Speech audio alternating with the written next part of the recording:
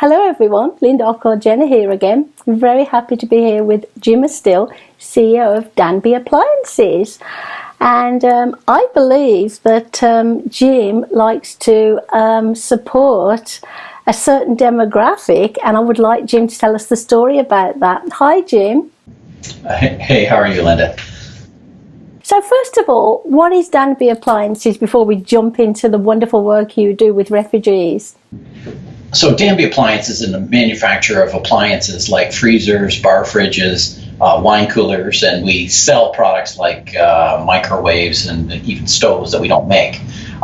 We make about 2 million appliances a year, so we're a medium-sized enterprise. If my notes are true, you make annual sales of 400 million, is that correct? That's correct. And after this podcast, it'll be much more than that. You're the man to know. So I met you a couple of times now, and you're very humble, you're very nice, and you're a very kind man.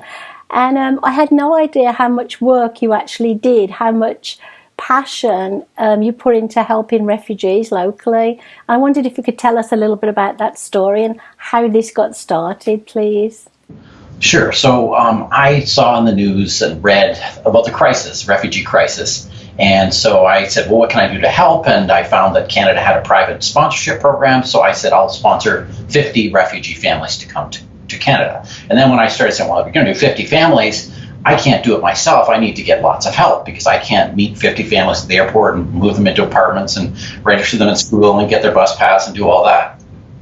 So I approached community groups and said, would they help me with that? And then I put in place a program a settlement program. So I have a director of housing, a director of education, a director of health, and a director of mentorship. And we did a series of checklists and scorecards. So, get a bank account, get a health card, get a doctor, get a bus pass, ride the bus, register the kids for school, test for ESL level, register people for ESL. All that kind of stuff. So I set up, and so we sort of set it up like a business, but of course it's not for profit. And I think the reason that the press grabbed a hold of it is this did have to be much more hands-on than doing a donation to the hospital or something where, you basically just write a check and you're done with it. So it's not a plaque on the wall. It's sort of an ongoing big thing. And then I'm now at 89 families, and I've got another 39 coming. So it went beyond the 50 because I sort of became the poster child of refugee. I would say that. Did this start in 2015, or have I got my dates wrong, Jim? No, it would have been 2017. Oh, 2017. Okay, I apologise for that. So you still have a hands-on, you're still hands-on with this. You haven't just passed it on to other people to do, have you? You still do an awful lot of work with the refugee thing. I do and I don't. In reality, it's the same as running Danby Appliances. I don't do any work. Everyone else does all the work. But I do orchestrate things, yes, and I do, I meet all the refugees, and but I generally have a lot of people that do all the work. So when I've met a few of them at the airport, but I don't meet all of them at the airport. I've helped move into their apartments, but I don't help most of them anymore. They help themselves, right? Yeah. My point is, you don't just hand over everything. You've done a lot of work to get this going. You obviously have to have meetings with the people involved, your team and stuff like that. So you are still very involved. So my next question was going to be, so you're very busy with Danby Appliances. You're very busy with this wonderful program for refugees. I know you do an awful lot of other things in the community. When do you get time to rest and have time for you and your family? Well, people talk about balance, and balance is overrated. And when you look at people who are successful, most of them aren't very balanced. So I think it's overrated, and I tend to do what I want to do and what I like doing. So as a result, it's not really work. When I go visit people, I want to go visit them. When I'm on your podcast, I want to be on your podcast. I'm telling you, if I didn't want to be on your podcast, I'd just say no, and I wouldn't be on your podcast. But so it doesn't really become work. It just sort of is part of my life. It's what I do. You love what you do. You really big in the community. You're not just one of these successful people that say, well, I like my community, but I'm not going to be seen in the community. You actually also, I believe, make sure that, I don't know, not all of them, but some of the refugees do get work at Danby Appliances. So yeah, originally I was not going to hire any of the refugees, but then what I learned is they came in, they weren't job ready. And in the first 90 days, there's a lot of appointments. You have to register with immigrant services and get your health card and, get your ESL tested and doctors and dentists and even getting a bus pass, all this stuff that setting up an apartment. This is all stuff you're set up. You don't have to go set up your apartment, but all this stuff takes time. So what I did was I put in place a program called Ease into Canada where we offered refugees a job for 90 days. But the focus is not the job, the focus is learning English. So it's ESL in the workplace, it's English lunch buddies, it's English homework, it's English coaches, and that also, and then we do resume writing, and then we do job coaches to help find people jobs after they've been at Danby, and usually more appropriate jobs than the jobs they'd be doing here at Danby. Yeah. Wow. I can't stop saying wow, because this was this easy to set up, Jim, or was it made easier because you have a lot of trusted connections who could come on board and be part of the team or the board or whatever you want to call it? Do you know what I'm trying to say? Yeah, so it was much easier because I did have support of so many well-meaning, nice volunteers. And then I also learned to ask, and I find that people will say yes. And so I actually would feel very sheepish asking for myself, but when I'm asking for someone else, I can be bold and brash and say, Linda, can you come over and help do this? And you're going to say yes. And if you only a third of the people say yes, it's still a third more than you would have had otherwise. So I tend to ask for help, and I get it in spades. Yeah, and do you think that's more typical of a male versus a female? I asked the question because when I was speaking at a local event a few months ago, all leadership women in the room, and I did say, can you have a show of hands who likes to ask for help, who will ask for help, and only 4 women put their hands up to say they like to ask for help. So is it more a guy thing, do you think, or is it not typical of male or female? I actually think it is more female than male. So I find that many women are more willing to ask for help than men. I would say that it's a flaw, and it's a flaw in people to not ask for help. Because asking for help is not a weakness. Asking for help is a strength. Asking for help is the smart thing to do. But it's sort of like the old joke. The man is going home and he's lost, and I'm not going to stop and ask for directions because that would be a sign of weakness. I have a good sense of direction. I know where we're going. I'll drive for another hour. And when I see signs saying London, well, I know I went the wrong way, and then I'll turn around and come back. And think of the gas you wasted. Yeah, my husband's like that. It causes some stressful moments. That's interesting. So, I also see it as a strength. So you're very, very involved, again, with your local church. And I think having these strong connections, whether, it's with your local community, volunteers, your church, having a faith, loving the country where you live, knowing, how grateful you are for the life you've had, it really then evolves into wanting to help other people because you're passionate about it and you want to give back.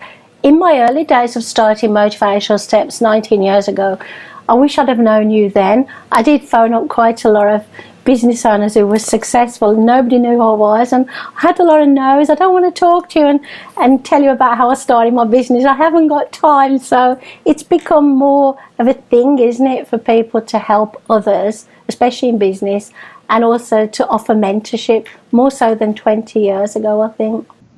I think so. I think it's definitely gotten, it's more the norm, I think, now than it was, for sure. Which is nice, and I think Canada in general, but where we live in particular, is a wonderful, giving, tight-knit community of groups of people who want to give back. So wonderful work you're doing with the refugees. I really, I'm grateful that you're helping them. It's amazing.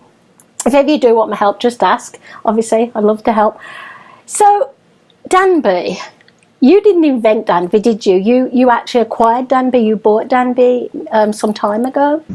That's correct. Yeah. So I built my first business from the trunk of my car to $2 billion in sales, and then I made the mistake of retiring.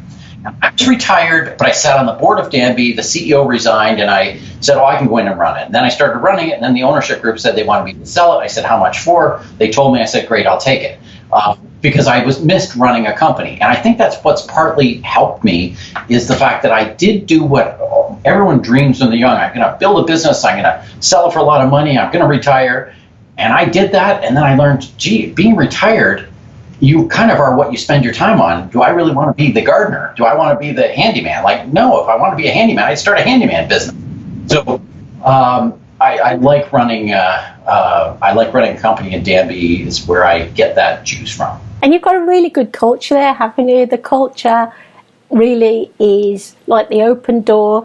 I'm not going to say you're a friend to all your employees, but you're very open to stopping and having a chat with them. They all know who you are.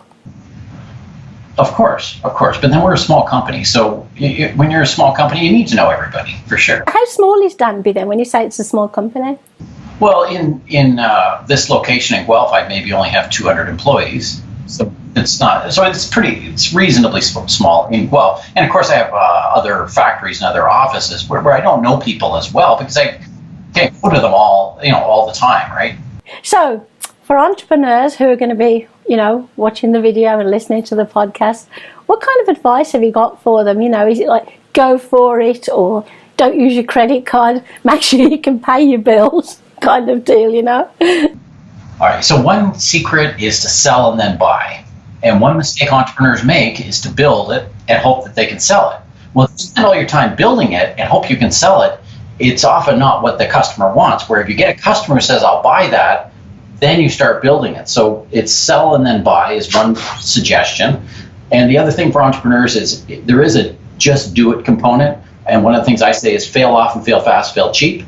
So just try it. Like, what's the worst case? You fail. Now, you do have to fail cheap. You don't want to go and risk all of your life on something. But at the same time, if you get into analysis paralysis and market research and whatnot, you can do an unlimited amount, and I will tell you it's wrong. Every time I've done market research, you survey 100 people, would you buy this for $100? And then you go, oh, here it is, now it's $100. Oh, I wouldn't pay more than $50 for that. Oh, I have to write a real check for that? Oh, no, I didn't mean me. I meant other people would buy it. You're so honest you are. I found that as well in business. People really tell you what you want to hear, and then when you're ready for them to buy whatever it is, no, sorry, I just thought it was for the market research. Who gave you a helping hand, Jim? Somebody must have helped you along the way. I'm sure that you're such a lovely person. People couldn't say no to you when you asked for help. Well, but I wasn't as good at asking for help when I was early in business, because I would do it myself, because that was my, like my grandkids said, I'll do it my own self. And but I had many mentors, and I would choose my mentors and not even tell them they're my mentors. But I would go have coffee with them. One of them was the owner of Danby Appliances, John, who died about a year ago. And one of the reasons I actually went in to run Danby is I knew he was sick at the time, and so it was sort of a friend thing. I need to be here and help for that. So he was one of them, and the reason I kept in such close touch with him, when he was running at that time a company with maybe 1,000 employees, and I had myself, I had 5 people, and he took the time to meet with me, and he was always very gracious. And so we kept on having coffee now and again, and I'd run into him at events and stuff like that. Another influencer is Frank Hasenfratz, who owns Linamar Machines. He was on my board of directors for 10 years when I was a public company, and right now in Guelph he'd have 10,000 employees. So and whenever anybody says, "Oh, they're not sure we should have refugees," I say, "You're right. We should get rid of those refugees. We better shut down Linamar and get rid of those 10,000 jobs," because Frank Hasenfratz was a refugee. So he was a Hungarian refugee, and he lived in the Montreal train station for a couple of weeks before he came to Guelph. And interestingly enough, he worked at Wood's Freezer at Danby. He worked at Danby and he worked for a year or two, and then he saw, "Oh, you're buying a whole bunch of these brackets. How much do you pay for them?" And they said, "Oh, we pay $4 for them. How many did you buy?" 100,000 of them. "Well, if I sold them to you for $3, would you buy them for me?" And they said yes. And so then he went out and bought a machine and put it in his garage and He needed another machine, then he got another contract with another company, and the rest is history. So his company has been really successful. No, that story, that's amazing. So you, in a way, without you knowing it, have been mentoring me. I'll let you into a secret now, because I kind of met you at an event where you were going to be the keynote, and I invited you to, meet up with me and get to know more about me, etc., etc. So you've really inspired me. I love the fact that you're very normal. You're very friendly, normal people. I've met some people who are really successful and kind of think they're better than anybody else, and I don't like that. You're very kind. I can't say enough good things about you. My husband's going to get worried when he listens to this. You give us some wonderful tips. I cannot imagine that anybody would say, let's not bother with refugees. I think that's an awful thing to say, so I don't want to talk to those people. Thank goodness you didn't listen to them. I think Canada is made up of, so many different, people, diverse people from different countries, including myself. So basically, even though I wasn't a refugee, I found it difficult when I first moved over to settle in for very, obvious reasons. I had financial challenges, divorce, stuff like that. But meeting kind people, like you, helped me along the way. So thank you for your time. I really appreciate it. I hope you can have some downtime tonight, have some supper with your family, play a bit of golf. I don't know what you do in your spare time. If you're anything like me, you'll be doing a bit of work. I also love my work, and I don't consider it work. I feel quite blessed to meet people like yourself, that inspire me. One of my heroes is a Brit virgin, Richard Branson. Yeah, he's a very real person like you and myself, and even though he's a millionaire and I'm not, he talks about his family and giving back, and I think that's very much like you and me. So I won't keep you any longer, and have a wonderful evening. Thank you again for being so amazing. Well, thank you very much. Thanks for the kind words.